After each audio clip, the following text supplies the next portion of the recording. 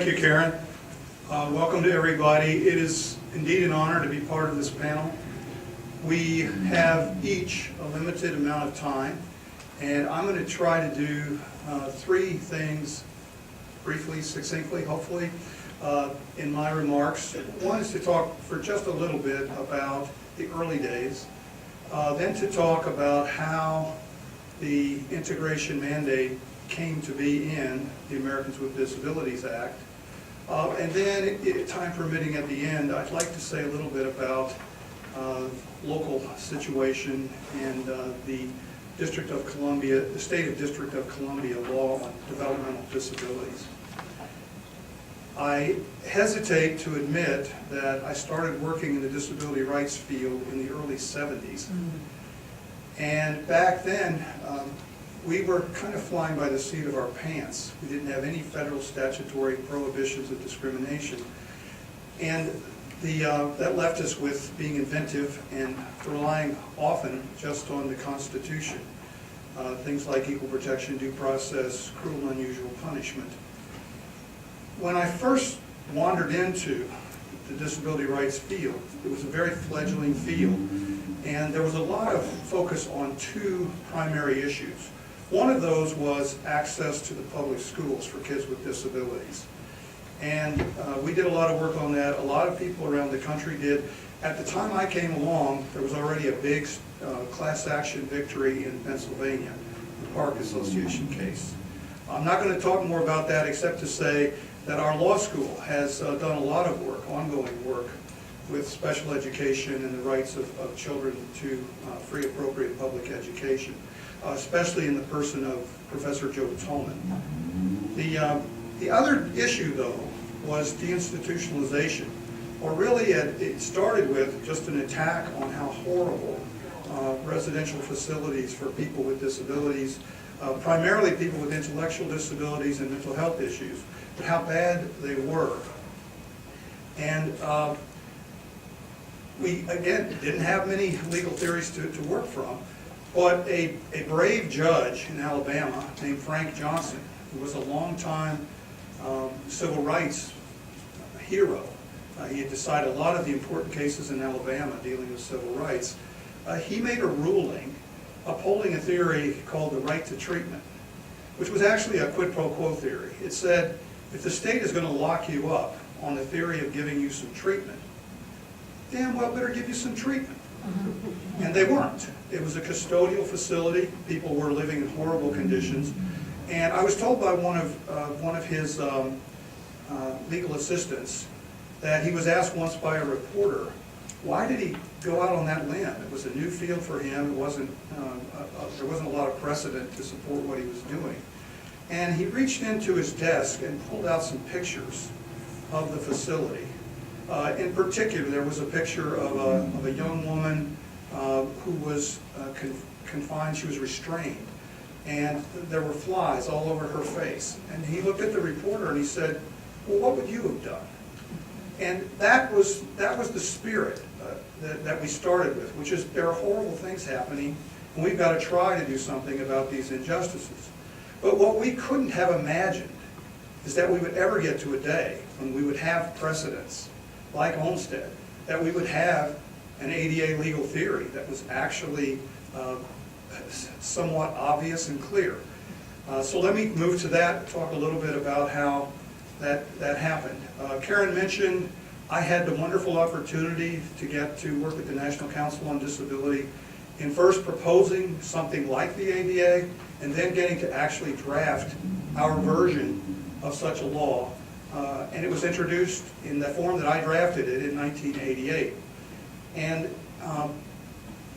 it's not a very interesting story, really. There's not too much to how integration came to be in the ADA.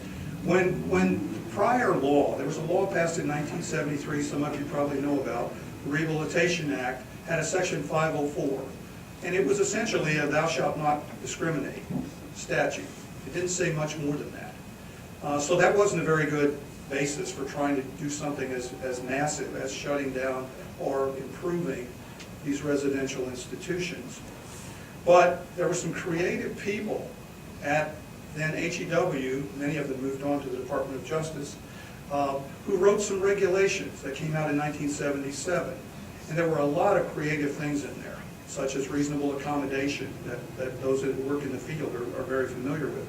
But one of the things that those regulations said that recipients, this was a federal financial assistance, recipients shall administer programs and activities in the most integrated setting appropriate to the needs of qualified people with disabilities. So that put integration into the federal law. When I got the chance to start proposing the concept of and then drafting an ADA, I kind of waffled on whether to prohibit segregation or to require integration. So various drafts that I did, one would say prohibit segregation, the other would say the first draft that I did of an actual ADA bill listed among forms of discrimination prohibited that of subjecting a person to, one of the things was segregation. So that was that route. By the time I wrote the version that was introduced in 1988, I said, borrowing from the Justice Regs, services, programs, activities, benefits, jobs, and other opportunities shall be in the most integrated setting appropriate to the needs of the person. Well, that language is pretty much what is in the regs today, because the Justice Department listened when Congress said, in Title II, all we want you to do is issue regs that are consistent with the 504 regs. So they did that, so that's all the ADA says, and that's how there's an integration mandate in the ADA. Later on when we're finished, if there are questions about that, I'd be happy to elaborate. Some of my law students are here, they know I can elaborate for hours. A couple things I wanted to mention very quickly. One is that there was a man named Timothy Cook, a great long-time disability rights advocate, who made integration his issue. And right after the ADA was passed, we were all, a group of us called the ADA legal team, who worked on the legislation. We were asked to produce law review articles, trying to put our spin on this new law. And I got to write about Title III, which is public accommodations provisions. Tim wrote a long article, the longest of the symposium, on segregation. And he really took it on. He really challenged, and he went back through history, he went back through congressional language about getting rid of segregated facilities. And it was just it was a great article, and a lot of people who don't even read law review articles have used it in their work and understanding of the importance of integration. Unfortunately, Tim died before the publication came out, so he never got to see the fruits of his labors. He also was a person who was involved in a lot of the deinstitutionalization litigation, including the cases in Pennsylvania, Pennhurst, which fortunately I got a chance to work on as well. I also wanted to mention that the National Council on Disability did file a legal brief before the Supreme Court in the Olmstead case, and they asked me to do it, which was a wonderful opportunity. The brief said, basically some of the things that ended up in the final court decision. I'm not saying we were responsible. You write an amicus brief, you never can tell whether you had any impact or not.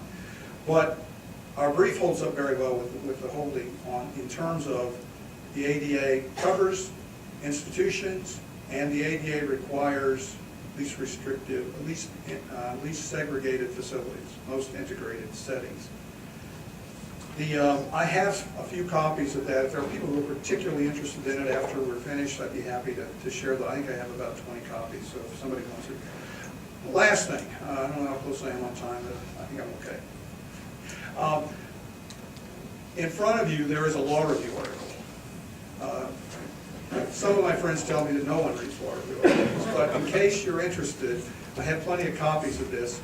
And it's about the DC situation, although it does not deal with the Thorpe lawsuit. It's in part a history of Forest Haven, and it's in part a history of the Evans litigation. The case name was always Evans versus whoever was the mayor at the time. And the litigation is going on and on and on. Joe Tullin, I mentioned him before, he represented the plaintiff class for about 14 years. The University Legal Services picked it up from there. And so they've got their hand in that and their hand in Thorpe, and I'm looking forward to hearing the discussion.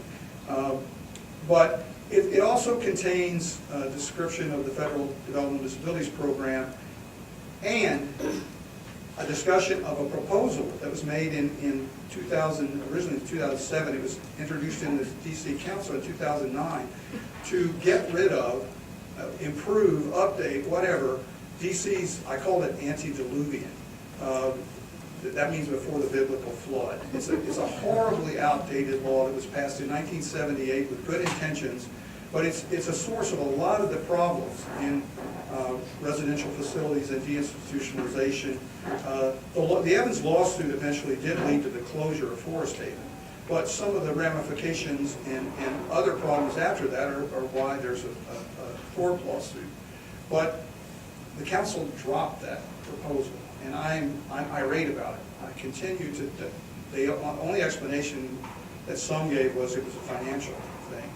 But this is the only jurisdiction in the country that is so outdated in its developmental disabilities law, and there's a lot of benefit if that law was approved and in effect.